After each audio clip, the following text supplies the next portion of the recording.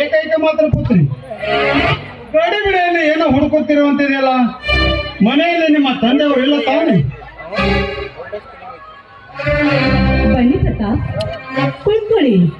ನಮ್ಮ ತಂದೆಯವರು ಅದ್ಯಾರು ತಮ್ಮ ಸ್ನೇಹಿತರಿಗೆ ಭೇಟಿ ಕರ್ಕೊಂಡು ಹೋಗಿದ್ದಾರೆ.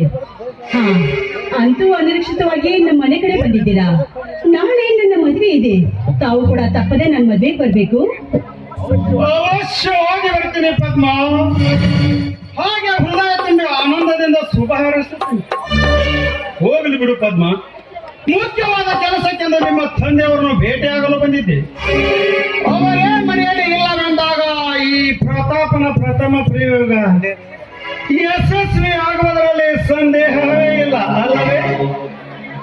ಅಂದ್ರೇನು ನಿಮ್ಮ ಮಾತಿನರ್ಥ? ಒಂದ್ ರೀತಿ ವಿಚಿತ್ರವಾಗಿ ಮಾತನಾಡ್ತಾ ಇದ್ದೀರಲ್ಲ ನೀವು. ನಿಜ ಪದ್ಮ, ನಿನ್ನ ಮಾತು ಸತ್ಯ ನಡೆಯುವುದೆಲ್ಲ ವಿಚಿತ್ರ.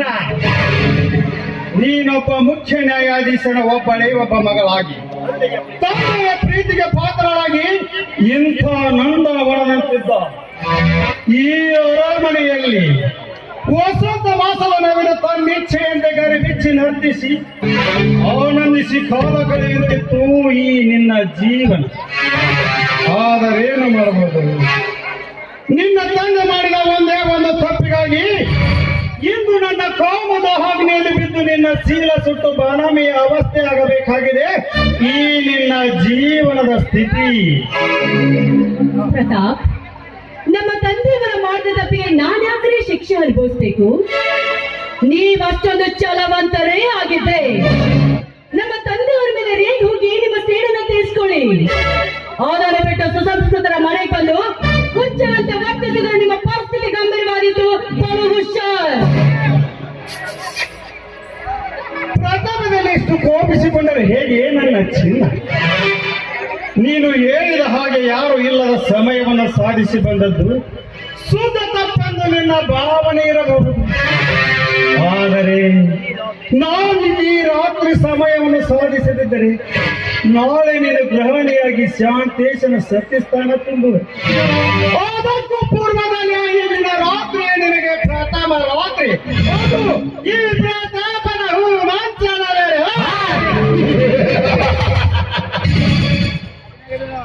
ನಿಜ, ಇಂಥ ಪುರುಷ ಶಬ್ದಗಳನ್ನಾಡಲು ನಾಚಾಗುವುದಿಲ್ಲ ನಿನ್ನ ಜನ್ಮಕ್ಕೆ. ಒಂದು ಹೆಣ್ಣು ತನ್ನ ಜೀವನದಲ್ಲಿ ಏನೆಲ್ಲ ಆಸೆಗಳ ಪರಿಣಾಮ ಹೊಂದಿರ್ತಾಳೆ ಎಂಬುದು ನಿನ್ನಂತವರಿಗೆ ಹೇಗೋ ಗೊತ್ತಾಗಬೇಕು. ಇಂಥ ಸಮಯದಲ್ಲಿ ನನ್ನ ಪ್ರೇಮಗಳ ಶಾಂತಿ ಸಿಕ್ಕಿದ್ರೆ ನಿನ್ನ ಪ್ರಾಣಕ್ಕೆ ಕೈ ಹಾಕ್ತಾ ಇದ್ದ. ಪ್ರತಾಪ್, ನೀನು ಈ ಮನೆಗೆ ಕಾಲಿಟ್ಟುಕೊಳ್ಳಿ ಅರ್ಥವಾಯಿತು ನೀನಿನ ಕೆಟ್ಟ ಬರ್ತದೆ ಏನು ಅಂತ. ಮರ್ಯಾದೆ ಕೊಟ್ಟು ಹೇಳ್ತಾ ಇದ್ದೀನಿ, ಹೋಗು ನನ್ನ ಮನೆಯಿಂದ ಆಚೆ.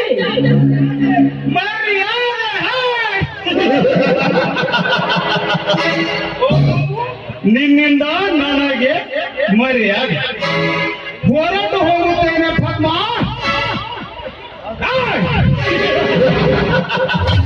ಆದರೀಗಲ್ಲ, ಈ ಪ್ರತಾಪನ ಆಸೆ ತೀರಿದ ಬಳಿಕ ನೋಡು ಪದ್ಮ, ನಿನಗೆ ಸೌಮ್ಯವಾಗಿ ಹೇಳುತ್ತೇನೆ. ನೀನಾಗೆ ಬಂದು ಇಂದು ನನ್ನವಳಾದರೆ ಸರಿ, ಇಲ್ಲವಾದರೆ ಮಾಡಬೇಕಾಗಿತ್ತು ಜೋಕೆ. ನಾಯಿಯಂತೆ ಕಚ್ಚಲು ಬಂದ್ರೆ ಅದನ್ನ ಹಿಡಿದು ಹಲ್ಲು ಕಿಳಿದರು ಹಲವಾರು ಮಂದಿಯವರನ್ನು ಮರಿಬೇಡ. ನೀನು ನಿನ್ನ ಆಸೆಯನ್ನು ತೀರಿಸಿಕೊಳ್ಳಲು ನಾನೇನು ವೇಷಾಚಾರ ಕೇಳಿದ ತಿಳುಕೊಳ್ಳೋ ಪಶುವೇ.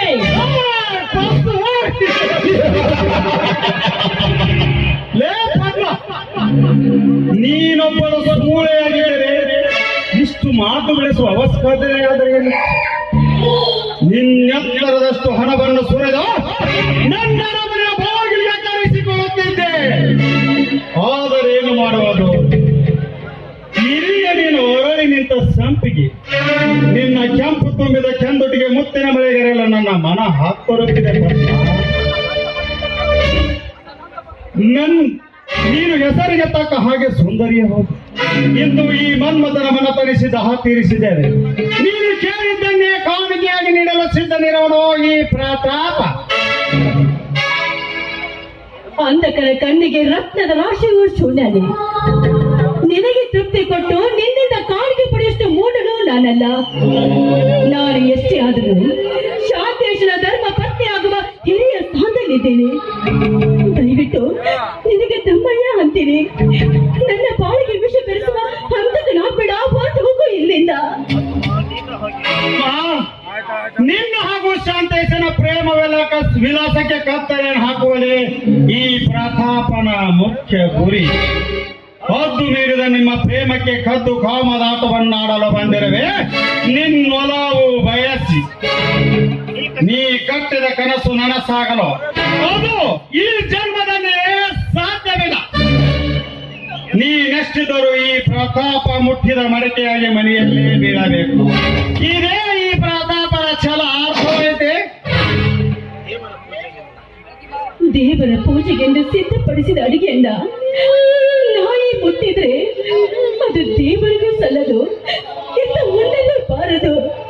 ಹಾಗಾಗುತ್ತೆ ಈ ನನ್ನ ಸ್ಥಿತಿ. ಪ್ರತಾಪ್, ಏನಿನ ಮಂಕು ಬುದ್ಧಿಗೆ ಜ್ಞಾನದ ಕಣ್ಣನ್ನು ಕೊಟ್ಟು ಸ್ವಲ್ಪ ಎಚ್ಚರಿಸಿಕೊಂಡು ನೋಡು. ಒಂದು ಹೆಣ್ಣಿನ ಶೀಲ ಹಾಳು ಮಾಡುವುದು, ಎತ್ತ ತಾಯಿಯ ಕತ್ತು ಹಿಡಿಸಿಕೊಂಡು ಎರಡು ಮತ್ತೆ ಕಣೋ. ವೇದಾಂತದ ಕಟ್ಟುಕತೆ ನನಗೆ ಬೇಕಾಗಿಲ್ಲ ಪದ್ಮ. ಈ ಪ್ರತಾಪನ ಪ್ರಾಣ ಹೋದರೂ ಚಿಂತೆ ಇಲ್ಲ. ಒಂದು ಸಾರಿ ಹಣ್ಣ ತೊಟ್ಟ ಮೇಲೆ ತೀರಿ ಹೋಯಿತು. ನನ್ನೋಸೆಯ ಹೊರೆಯ ಭಾರವನ್ನಿನದ ರಾಮೃತದ ಮೇಲೆ ಹರಿವಿ ಇಂಗಿಸಿಕೊಳ್ಳುವೆ ನನ್ನ ಕಾಮ ಪಿತ್ತವನ್ನು. ಬಾ ಸುಂದರಿ, ಸಮ್ಮಿಲನದ ಸಂಜೆಗಾಗಿ ಅಂಜಿ ಹಿಂಜೆರೆದೆ. ನಮ್ಮಿಬ್ಬರ ಬಿಗಿ ರಪ್ಪಿಗೆಯಲ್ಲೇ ಮುಗಿದು ಹೋಗಲಿ ಇಂದಿನ ಪ್ರಥಮ ರಾತ್ರಿ. ಆ ರಂಗಿನ ರತಿ ಕ್ರೀಡೆಯನ್ನ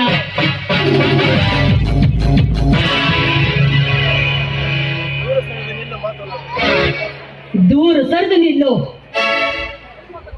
ಉನ್ಮತ್ತನೆ ಕಾಮ ತುಂಬಿದ ಜಗತ್ತಿಗೆ ಇಡೀ ಕತ್ತಲೆ ಕಾಣುವುದು ಸಹಜ.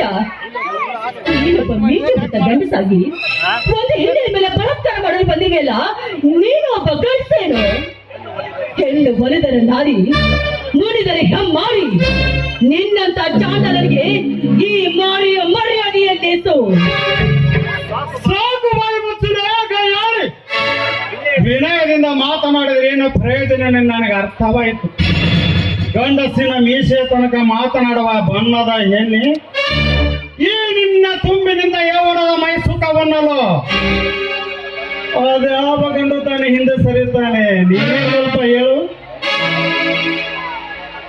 ನಿನ್ನ ಊಪಿ ನಿಂತ ಸ್ತನಗಳನ್ನು ಕಣ್ಣಿಟ್ಟು ನೋಡಿದಾಗ ನನ್ನ ಮೈಮನವೆಲ್ಲ ನಿನ್ನಲ್ಲಿ ಬೆರೆಯಬೇಕೆಂದು ಹಂಬಲಕ್ಕಾಗಿ ಹಾಕ್ತೋರುತ್ತಿದೆ ಪದ್ಮ. ವ್ಯರ್ಥ ಮಾತನಾಡಿ ಬೇರೆ ಹಾಳು ಮಾಡಬೇಡ. ಸುಮ್ಮನೆ ಬಾ. ನಮ್ಮಿಬ್ಬರ ಬಿಗಿ ರಪ್ಪಿಗೆಯಲ್ಲೇ ಮುಗಿದು ಹೋಗಲಿ ಇಂದಿನ ಪ್ರಥಮ ರಾತ್ರಿ. ನನ್ನ ಪ್ರಾಣ ಹೋದ್ರೂ ಚಿಂತೆ ಇಲ್ಲ. ಈ ನನ್ನ ದೇಹ ಮೊದಲು ನನ್ನ ಶಾಂತಶನಿಗೆ ಮಾತ್ರ ಅರ್ಪಿತ. ನಿನ್ನಂತ ಚಾಂಡಲನಿಗೆ ಚಂಡಿ ಚಾಮುಂಡಿಯಾಗಿ ನಿನ್ನ ರುಂಡವನ್ನ ಚಂಡಾಡುವ ಪತ್ರಕಾವಿ ನಾನಾಗಬೇಕಾಗತ್ತೆ. ಸುಮ್ಮನೆ ನನ್ನ ಮೈ ಮುಟ್ಟಲು ಇಚ್ಛಿಸಬೇಡ. ಹೊರಟು ಹೋಗು ನನ್ನ ಮನೆಯಿಂದ ಆಸೆ. ಪದ್ಮ,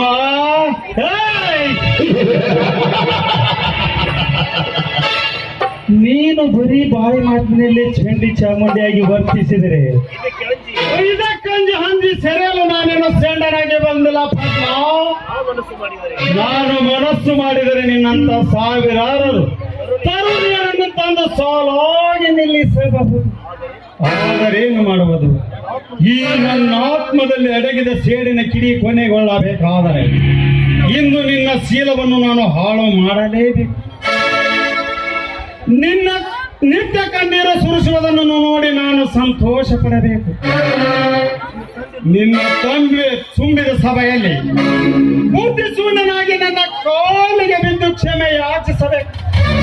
ಹಾಗೆ ಮಾಡದಿದ್ದರೆ ನಾನು ಹುಟ್ಟಿದ್ದಕ್ಕೂ ಏನು ಸಾರ್ಥಕ? ಪದ್ಮ, ನೀನಾಗೆ ಮನಸ್ಸಕ್ಕೆ ಬರುವೆವೋ ಅಥವಾ ನಿನ್ನನ್ನು ಹೊತ್ತೊಯ್ಯಬೇಕು? ಬೇಡ ಪ್ರತಾಪ್, ಬೇಡ. ನೋಡು, ನನ್ನ ಸೀಲಕ್ಕೆ ಮಾತ್ರ ಕೈ ಹಾಕಬೇಡ. ನಾಳೆ ನಾನು ವಧುವಾಗಿ ಶಾಂತೇಶನ ಸತಿ ಸಾಲ ತುಂಬ ಹಿರಿಯ ಆಸೆಯಲ್ಲಿದ್ದೇನೆ. ಬಲತ್ಕಾರ ಮಾಡ್ಬೇಡ. ನನ್ನ ಬಿಟ್ಬಿಡು, ನನಗೆ ಕೈ ಮುಗಿದು ಕಾಲು ಹಿಡಿದು